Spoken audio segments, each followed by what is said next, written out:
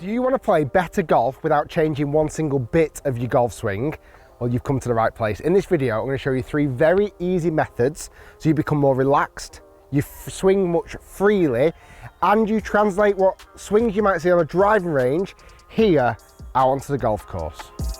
Now, for this example, I'm going to hit a tee shot because a lot of the time that's where golfers might get the most nerves, might be the most tense, certainly if it's your first tee shot.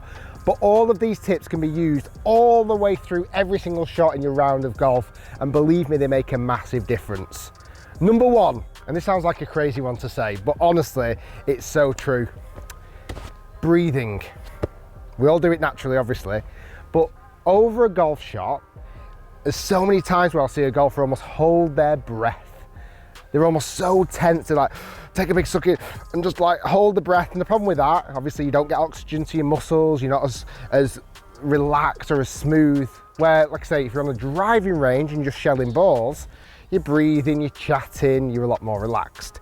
Now, funny story, I actually played golf one time with Ronnie O'Sullivan, who's one of the best snooker players ever existed.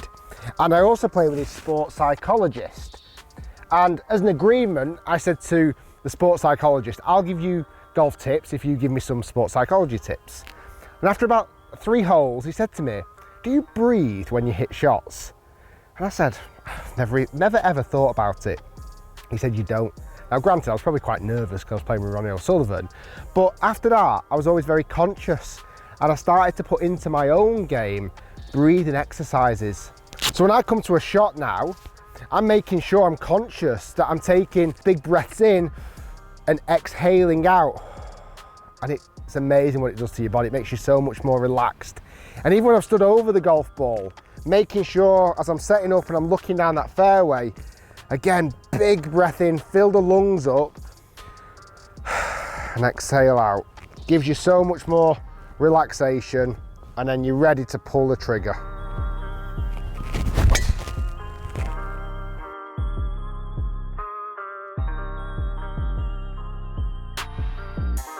So the next thing to help you become more relaxed and help you hit the ball better is being a little bit more fluid before you come to hit a shot. How many times have you seen this? You're watching a 4-ball tee off in front of you, or you're playing partners, or you may do it yourself. They'll settle to the golf ball, and then before they hit, they are literally like a statue. Nothing is moving, and it might be up to 10 seconds before they then take the club back and swing and hit. The problem with that, as soon as you're stood over the golf ball, if you're frozen over the golf ball, it might be a bit of a mental block, but the problem with that is as soon as you start freezing, everything tenses up. From your toes up to your head, everything starts to get tighter, and you need to relax, you need to have that fluidity. Now you'll see a lot of the best players in the world, and probably Garcia was maybe the one that went the most exaggerated with this. As they're setting up to the golf ball, the club is almost never still. The player is almost never still. They might be moving the feet, they might be waggling the club, letting go and re-gripping. And like I said, Garcia is a very extreme example over that. But even look at some of the young blood that's coming through, someone like a Matt Wolf. They are not static before they hit the shot. There's movements taking place, and only subtle ones, but it's amazing what it does, how it relaxes your arms. So tip number 2, when you set up to the golf ball and you're looking down the fairway, keep the club moving. A couple of little takeaways, keep that club moving, and then spend very little time in that kind of frozen position before you swing and hit the shot. So number 2, don't be frozen over the golf ball. Add a little bit of movement, add a little bit of fluidity. It's amazing what difference it makes to how much more relaxed you are when hitting the golf shot. Now my next point, and the final point to be more relaxed when you're playing golf, is how tight you're holding this club. A lot of the time, golfers will strangle and squeeze the golf club. Now that can have a massively negative effect. If you tighten your hold on the golf club, what tends to happen, your forearm muscles here contract. And as soon as they start to contract, the club comes further away from the ground. Now on a tee shot, the only punishment you may have is you might just catch it a little bit low on the face. But iron shots and wedges especially around the green, if you tense your arms and the forearms shorten, there's a much higher percentage that you might top it. You might thin it severely badly. Now again, if we're looking at being more relaxed, we want to translate that practice here to the golf course. Having that looser, slightly lighter grip pressure will make a big difference. Now picture this, if I've got the golf club here and I'm gripping it as hard as I can, I'm going to classify that as 10 out of 10 grip pressure. I'm squeezing that until my hands pretty much go blue and white.